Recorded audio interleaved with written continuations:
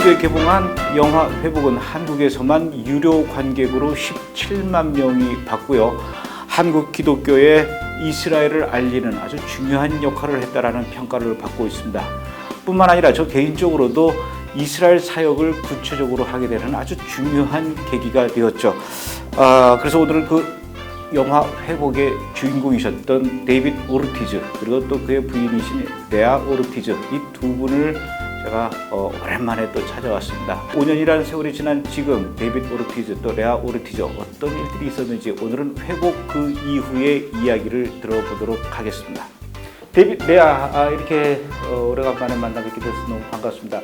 저는 매년 이렇게 찾아와서 인사를 하지만 우리 데이비드하고 레아 씨는 5년 전에 회복 영화 만든 이후로 출연한 이후로 아마 한국 분들에게 처음 인사하는 것 같아요. 먼저 브래드 TV 시청자들에게 인사를 좀 해주시죠. It's exciting and great to be here on Brad TV. And I give my greetings to the people of Korea and for those that are watching. We are just so happy always to see Director Brad and also to be able to speak to people in Korea and around the world about what God is doing here in Israel. And because people don't know, they see the bad things and they see the war and they see the conflicts, but they don't see what God is doing. So it's an honor to do that.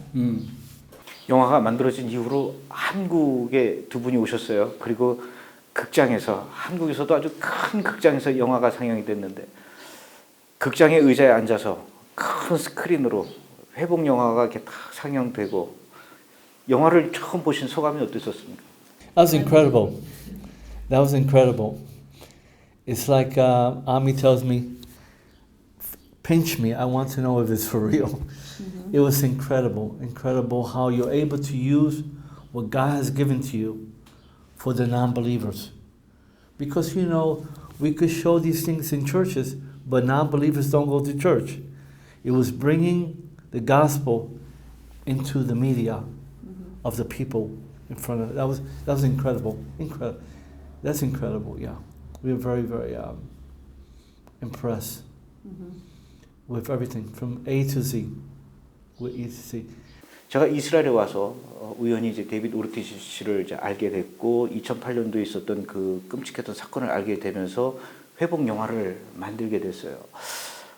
전 세계 많은 나라의 그 다른 감독들도 있을 텐데 왜 하필이면 이스라엘에서 그렇게 먼 지구 반대편에 한국에서 온 한국인 감독이 이 회복이라는 영화를 만들고 전 세계에 이스라엘을 알리는 일을 하게 하셨을까요?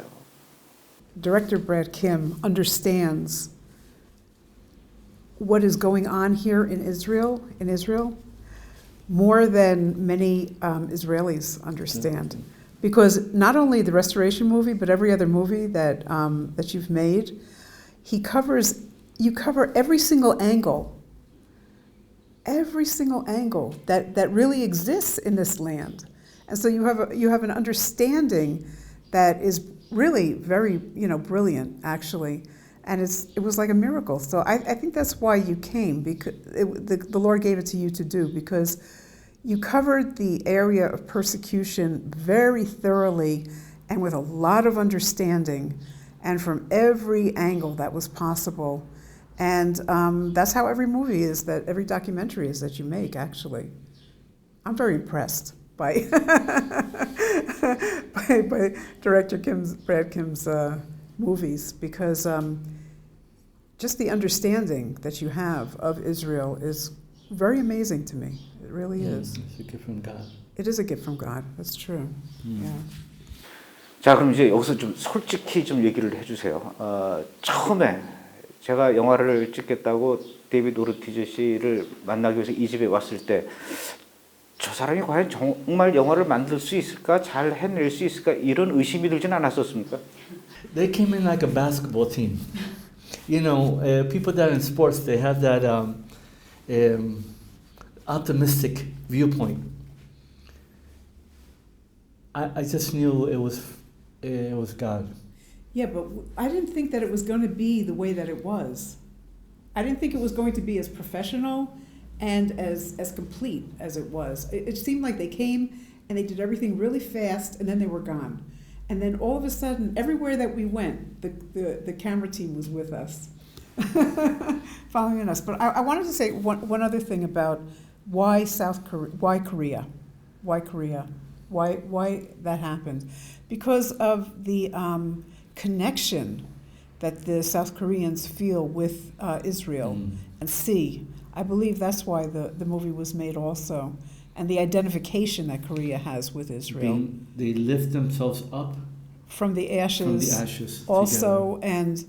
and the extreme love that Koreans have for Israel, and the prayer that goes from Korea to Israel, and the desire for connection in any kind of way, business and, in every single kind of way. So I think that's another reason why the Lord had that movie to be made. 가족과 당사자에게는 가슴 아픈 일이겠지만 2008년도에 있었던 그 폭발 사건, 영화에서 소개한다고는 했지만 영화는 뭐 시간이 제한적이다 보니까 아주 자세하게 소개하지 못했는데 죄송하지만 그때 당시에 있었던 일들을 좀 다시 한번 좀 구체적으로 소개를 해주시겠습니까? Let's say before it happened, before. In Psalm 25, it says that God tells his secrets to his friends. God tells things to people before it happens. So before it happened, God was speaking to me. He says, David, I want to do something in your life, but at this point I cannot. I need your wineskin. The Bible says that Jesus said, I do not put new wine into wineskins that are old, but I renew it. I need a new wineskin to put in new wine. Because the Lord is like a businessman. He doesn't waste things. So when the Lord started speaking to me and telling me that there has to be a change, I knew there was going to be problems. I was in Norway, in the country of Norway. It was very cold, very, very cold, winter. And when I arrived in Norway, I told my friend, it's very cold. He says, it's never cold in Norway. He says, what happens, once you're dressed in good clothes, you're never going to be cold. The Lord started speaking to me. Soon it's going to be very cold. Make sure you have the armor of God, God's clothes, so when it gets cold, you'll be able to stand. Also, in Norway, in the morning, I saw the wind blowing very quickly, very strong. And I saw the trees moving. It was a very cold winter, very windy. And the Lord started to speak to me. The trees that have roots very deep are going to stand. The trees that don't have very good roots are going to fall. So the Lord started speaking to me. Then when I was here, I would say about 2 months before the bomb, Leah was vacuum cleaning the floor. I was in the table in the kitchen reading my Bible, and I opened up to Jeremiah chapter 9. I think in verse 21, it says, death is about to come through your windows, but your children are not safe. This is what it says. In Hebrew it says, death is going to come to the most secure place of your house, but your children are not safe. I told Leah, turn off the vacuum cleaner. God spoke to me. Something's going to happen to our children. We have problems with the Lebanese. We always have war in Gaza. So I said, maybe something's going to happen, but for sure something's going to happen because God gave me a promise in the opposite direction that something is about to take place. So the night before the bombing, I gave a Bible study in the book of Habakkuk, chapter 1, verse 5. It says, I'm going to do something in your life. I'm going to do a work in your day that even if someone would tell you, you won't believe. I understood that as, David, there's going to be problems, but you have to believe me. Even if you don't see me working, I'm always working. In chapter 2, verse 1, it says, and the righteous person will live by faith. So when I read these things, I understood something was about to happen. I just had to believe, no matter what. So then the next day was the bombing. So when it took place, God was already speaking to me to hold on. Do not believe what you see, believe what I tell you. So that helped me a lot to prepare myself. On that day, 1 month before, I had made an arrangement for some Danish Christians that were working, volunteering at the hotel in Ariel to take a trip to Jerusalem. I did not realize it was going to be the Jewish festival of Purim that evening. I didn't realize that. And when the day came, we decided to go ahead with it anyway, even though there was a holiday coming up. And I never go to those trips, ever. I arrange them and then I stay home. I do not go on the trips. That morning I woke up, I got dressed, and I walked out the door. Ami was supposed to go to school that day. When he saw me leave at 8 o'clock in the morning, he went back to bed and he didn't go to school. I had a friend that was cleaning my house that day. And all of a sudden, she was outside the door and she saw a Purim package, a gift package, outside next to the gate. She picked it up, she brought it in, she put it on the table. Ami woke up, he saw the package, he called me on the telephone in Jerusalem. He told me he had not gone to school and that someone had delivered a beautiful Purim gift package full of candy with a greeting that said, Happy Purim, with faces, smiley faces. We didn't know who it came from, but he asked me if he could open it, and I said yes. He put down the telephone. My friend who was cleaning the house left. He opened up the package, and it blew up. It was a bomb that was inside the package. My son, one of my sons, was in the army in Samaria at that time. And he called me up and he said, a terror attack just happened in Ariel, and it happened on our street. I called up Ami and there was no answer.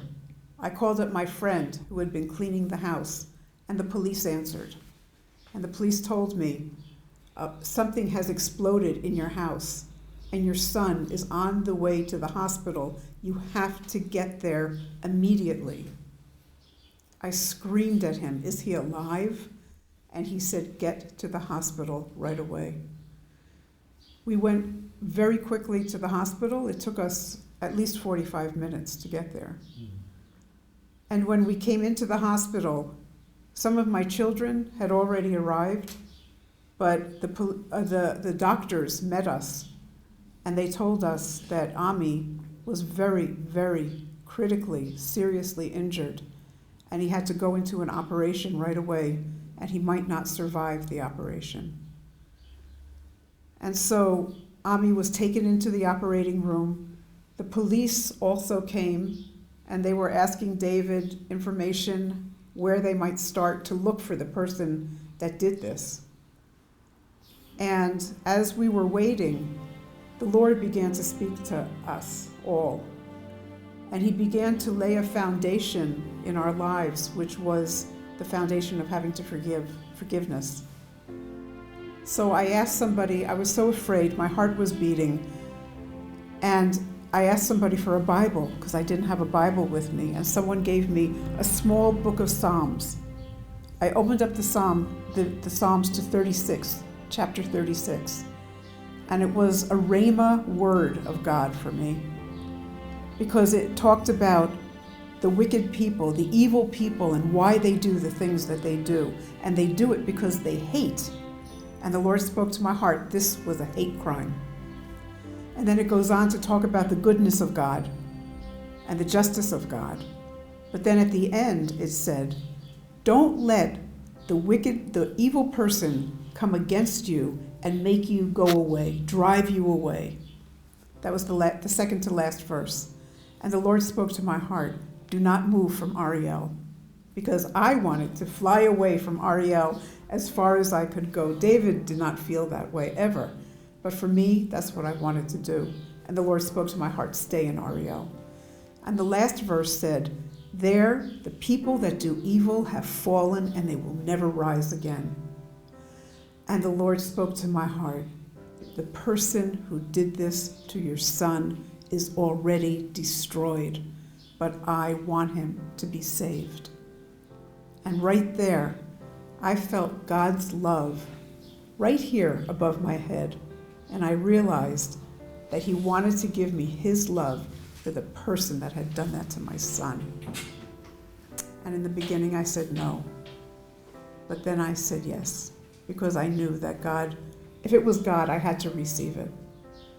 And I said yes, and he put his love in my heart for the person that did that, the bomber, the person that had prepared the bomb and brought it to our house. And the Lord spoke to my heart that we have to pray for this man's salvation every day, which we have tried to do. So in the meantime, Ami survived the operation, and they brought him to the intensive care unit in a children's hospital. It was a children's hospital, and so we parents had to be there all the time with him. And when we saw him finally at 2 o'clock in the morning, it happened at 2 o'clock in the afternoon, and we finally saw him at 2 o'clock in the morning. He was hooked up to tubes and bandaged from his head to his toes. And the doctor said to us, he was in a coma, and the doctor said he would speak to us in the morning about what his injuries were. He was severely damaged, but he said, you have to lie down. They had beds for the parents. And when we went to lie down, that's when we really got into trouble. Because for myself, I felt my thoughts went into 1,000 directions at the same time, and I didn't have the power to gather my thoughts and bring them back. And I said to David, I'm losing my mind. I'm losing my mind. But he couldn't help me, because he said that he felt like he had fallen into a hole that was so deep that he could never get up again. And right there, the Lord showed up. And he showed David some things, and he spoke to David. And as David saw and heard what the Lord was doing, he spoke it into my ear. And he said he saw the Lord sitting on his throne. And he understood right there that even this was under God's control completely. And as he saw that, he saw death coming into our apartment where the explosion had taken place. And the Lord said to death, you cannot have him. So David said, Ami is going to live. And then the Lord spoke to him and said this, a decision has been made in heaven that you won't understand, but I am going to glorify myself. I have decided to glorify myself. And Ami is going to be fine. Ami is going to be fine. Ami is going to be fine. He is going to walk out of this hospital. It was so real. God's presence was standing among us that we were able to get up and wash our faces and eat something. And then in the morning, the doctors told us the terrible damage that had been done to Ami. He had 2nd and 3rd degree burns all over his body. He had muscle and skin that was blown away from his stomach and his thighs. He had lost three toes were blown off of his foot. He had nerve damage in his arms. His eardrums were blown out. He had 100 pieces of shrapnel in his body and his eyes. And he had a hole in his chest that was big enough you could see the lungs breathing. And he said, but I have to tell you something. I can't speak to you exactly as a doctor right now. He said, because your son has experienced a miracle. Last night he was dying, but this morning he is stable. Wow. He is extremely critical, but he is stable. But I have to tell you that the reason why this happened was because the news of the bomb had gone out over the internet, all over Israel and all over the world, and people immediately started praying and crying out for Ami from the first minute that it happened until all his operations were completed. That operation was the first of 14 operations that he had within the next 2.5 to 3 years. And then after that, he had some plastic surgeries.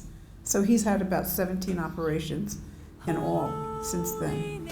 But the body of Christ had accompanied us in prayer all the way through from the very first minute. So from then on, we had so many people coming to the hospital to visit. We had up to 80 people in the waiting room coming to visit. There was prayer in the morning. There was prayer in the afternoon. There was prayer at night. Half of the people of Ariel came. Half of the people. Believers and non-believers. Believers came from the north and the south. They came from all over Israel to stand with us and to pray with us.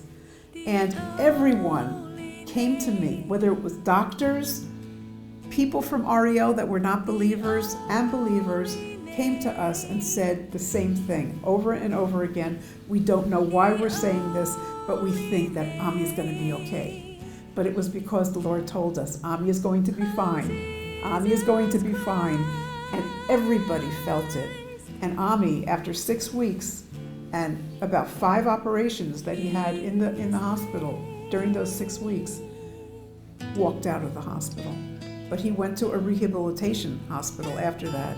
And all in all, he was in the hospital for 5.5 months. But he healed so quickly, his wounds healed so quickly, that it amazed the doctors. But it was because people were praying from all over the world. They were sending us postcards and emails. Every day I would get a pile like this of postcards. And until 12 midnight, Ami was telling me, read every postcard to me so I can go to sleep. We have 5,000 postcards. Yeah. Not emails, postcards. From Vietnam, Cambodia, Korea, the Philippines, Japan, Cuba, all over the world. My best one, it says, Ami, I'm writing to you this postcard. I don't want to, but my mother told me I have to. I hope you feel better. So we have a lot of interesting postcards. We have many Orthodox Jews call us for a long time from B'nai Brak, religious areas, and they told us over the phone, please forgive us. Mm-hmm. So when he finally got out of the hospital, out of the rehabilitation hospital, after 2 weeks he went back to school, but he was still not in good condition. He had to wear something all over his body because of the burns. He had been burned all over his body. But a month after he began to go to school, his basketball coach called him, because Ami was always a basketball player. Ami is... He's almost 2 meters. Yeah, he's 1.98 meters, or that's 6 feet 6 inches, and he played basketball from the time he was 8 years old, and he wanted to be a professional basketball player. So his coach called him and said, now he has to come back to basketball. But Ami said, I can't even hold the basketball. He couldn't even open his hands all the way. And he had so much pain from the nerve damage. He said, I can't even hold the basketball in my hand. What am I going to do? The coach said, I know what to do. The coach had been in a war in Lebanon in 1982, and a grenade had blown up next to him. He had lost an eye, and he said, I had many of the same injuries that Ami had, and I know what to do. So he came back to basketball. It was very hard. He was always in a lot of pain. And finally, the coach called me, and I said to the coach, it's too hard for him. I don't think he can do it. He said, listen to me. He said, every practice, that boy does something that he couldn't do the practice before. He said, in 3 months, he'll be back on the court playing basketball. In 1 month, he was back on the court playing basketball. And now today, he is in college in the United States, studying psychology and media, and he was playing on the college basketball teams. The Lord did a total miracle of restoration in him. And I have to say that in our whole family, each one of us had to come to that place of forgiveness. And what was forgiveness? Forgiveness was not saying it's okay that it happened, because it wasn't okay. It was terrible that it happened. But we had to take that person and put him into God's hands and let God deal with him, and not allow ourselves to have any kind of feeling of revenge or bitterness or hatred towards him. So after a year and a half, the person who brought the bomb and made the bomb was arrested. His name is Jack Titel. He's an Orthodox Jew. He lived 20 minutes from here, next to Shiloh. And he decided that we were dangerous people, we were false prophets, and because we were spreading the gospel to the Jewish people. And he decided that we had to die. But that day, we weren't in the house. Ami only was in the house. And he was arrested for 3 years. He was on trial. He also murdered 2 Palestinians just because they were Arabs. And he put bombs in different places against people that he considered to be false prophets in the land. And he was on trial for 3 years. And in the end, he received more than 90 years in prison. One day, we still pray for him. And if the Lord opens the door and makes the way, we will visit him in prison, if there is ever a way to do that, to share the gospel with him. But the Lord has been glorified in a very big way, because we had the opportunity to speak about Yeshua to the whole nation of Israel through this incident. And I have to say that our desire from the time that we came to Israel, immigrated to Israel in 1985, was just one thing, that the Lord Yeshua will be lifted up in this land, and that we would have an opportunity to glorify him. And we were on television, we were in the newspaper, we were interviewed on radio, and every time, for 3.5 years it went on, and every time we were able to say something or about the fact that there are Jews that live in this country, that believe in Yeshua, that he is the Messiah of Israel, and that through him we have had the power to forgive and go on with our lives. 범인이 잡힌 이후에도 또 데이빗 집을 향해서 정통 유대인들이 몰려와서 어떤 공격을 시도한다든가 테러를 시도한다든가 시위를 벌인다든가 그런 일은 또 없었습니까? Wow. You know, every Purim, except for this one, they put a package in front of my door.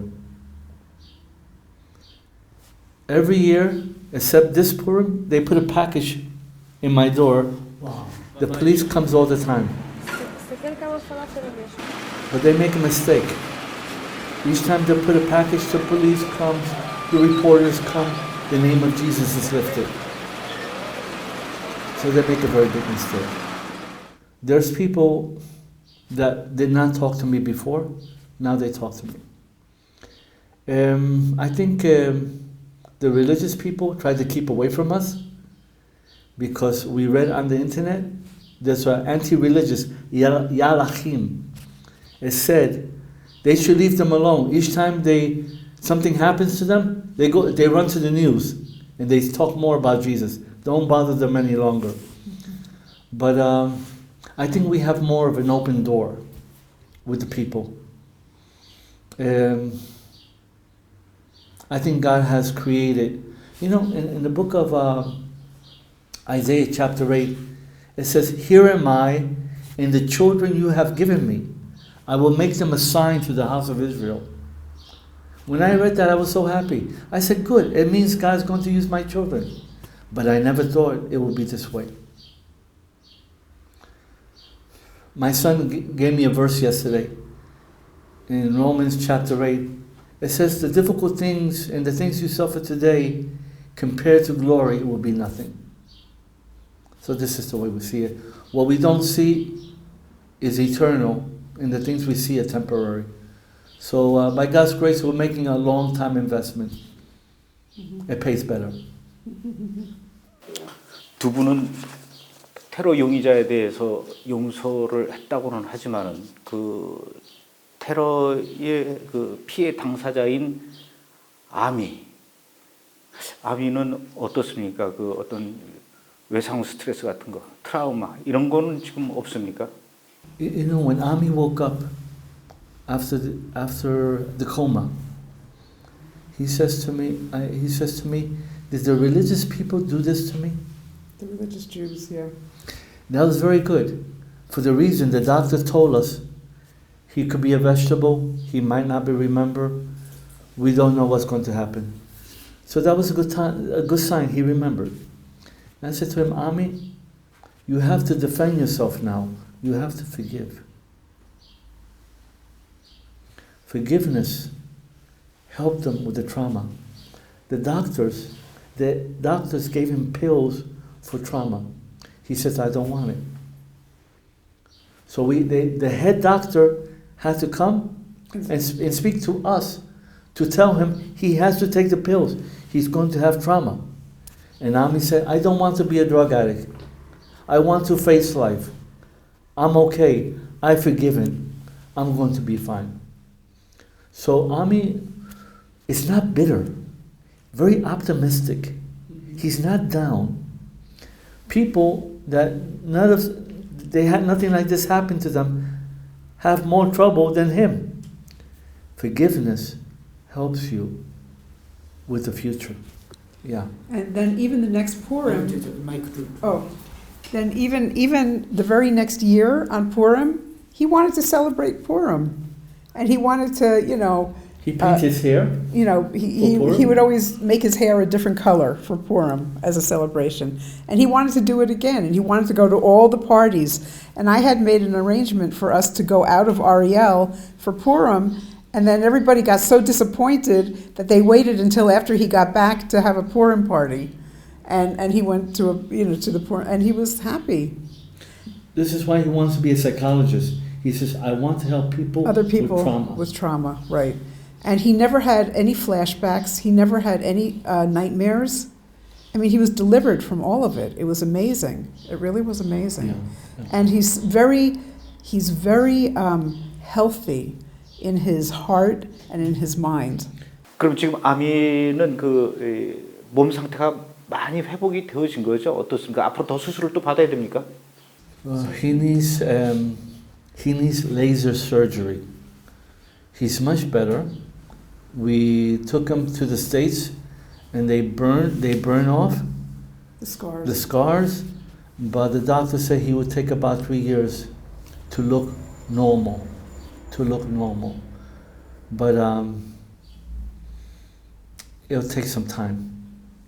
Now, the bomb expert here in Ariel, he told me there's something I don't understand. He says two things. He says the bomb was here, and behind him, the refrigerator was destroyed, everything was destroyed. How is it didn't take off his face? Number one. Hands. How does he have his hands? He says, I never seen such a thing.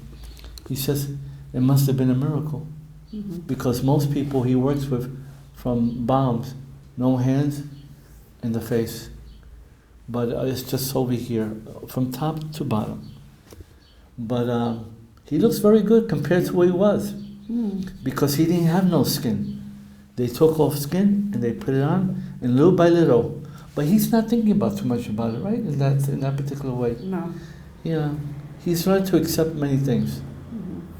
2008년도에 있었던 그 사건이 전 세계 기독교인들이 관심을 갖고 이메일도 보내고 우편엽서도 보낼 정도로 이렇게 큰 사건이었는데, 이 사건이 이스라엘에 있는 그 메시아닉주 이 단체에, 메시아닉주 세계에 어떤 영향을 미쳤다라고 생각하십니까?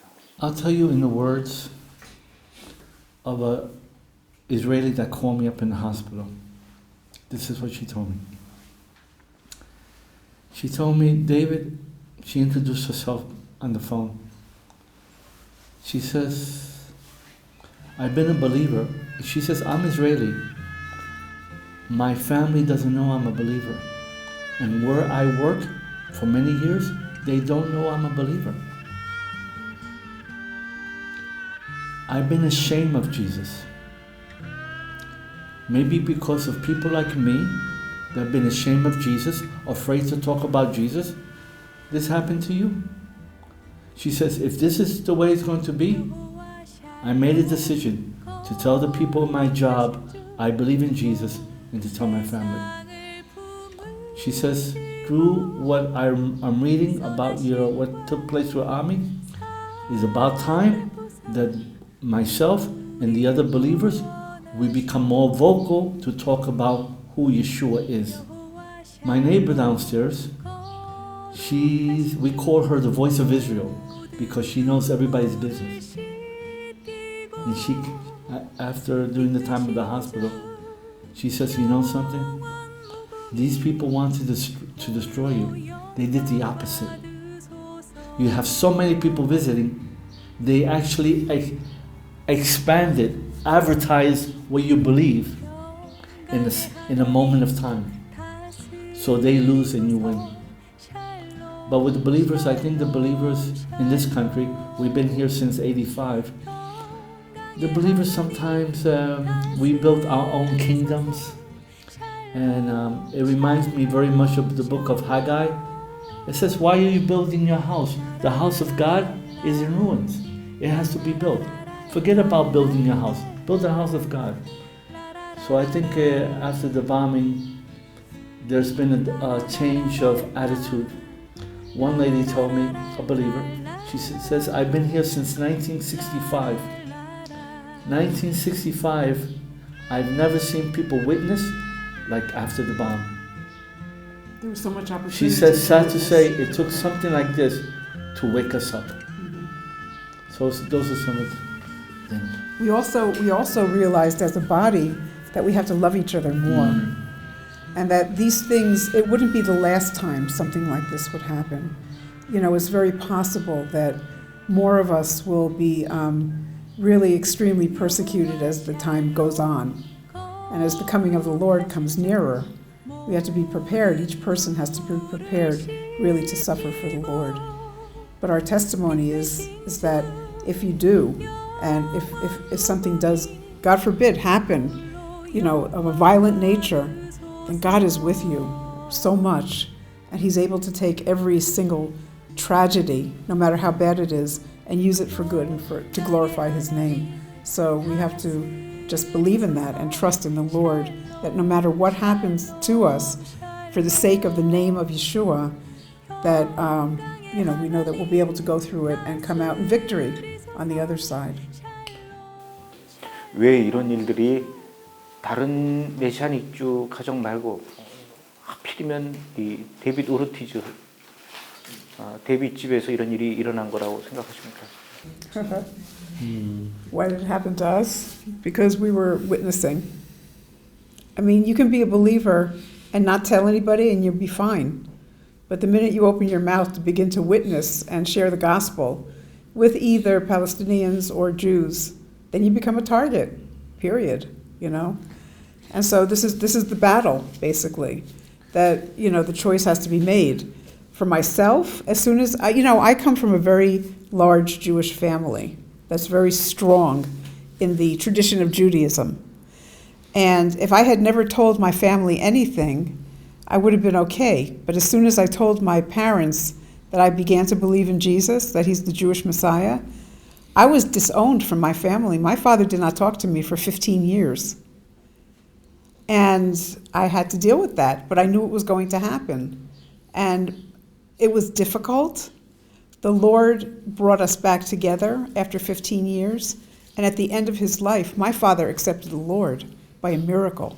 He was so against Jesus.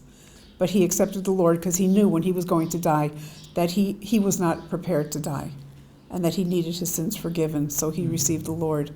So the catalyst is witnessing. That's what causes the problems. What took place with us, when we first moved to Ariel, there were 4 believers. They told us not to witness. After we continued to witness, we told them we cannot do that. We had a demonstration here. They tried to take our children out of school. They did many things against us. And the reason why they put the bomb is because they saw it didn't work. Mm-hmm. No matter what they tried, we were still here. So they figured we'll put the bomb and that will be over with. But if my neighbors, which are religious, before the bomb, they were talking to me. And these people saw that we were communicating, and we were 4 believers in REO, now we're over 50. Wow. So they were trying to stop the progress. So they tried lawyers, they tried demonstrations, they tried posters, they tried many things. But the reason why they put the bomb, because see, if we were not communicating with the community, I did the army, the children did the army, we're part of society. If they saw that the society would reject us, they didn't have to put the bomb. But one of the reasons they put the bomb was just to stop the whole thing. Just to stop. But by God's grace, we're here. We continue to be here. Yeah. But Jack Titel, in his confession, he said the reason why he put the bomb, this is in his words. It was in the newspaper. He says he wanted to start with us. He felt that, in his words, he says we were too radical. And he will start with us and move to somebody else. 용서 영화 맨 마지막 장면에 보면은 예수를 믿는다는 이유 때문에 팔레스타인 법정으로 재판을 받으러 가는 그 장면이 나와요. 그 팔레스타인 크리스찬. 그 뒤에 어떻게 됐습니까? About 3 days ago, one of them had a court case.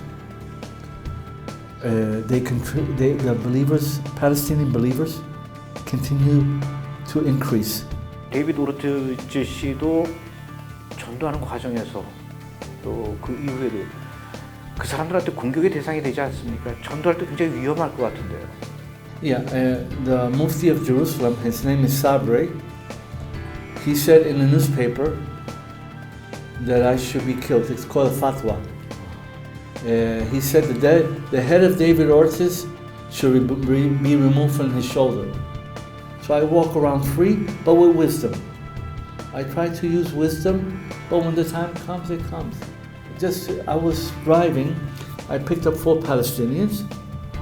When I picked them up, it was a very hot day. The man next to me, the Palestinian, told him in back of me, he told him, leave him alone. He's not Jewish, he's Christian. La Yehud, Mesihi. So when I look, he has a knife in my back.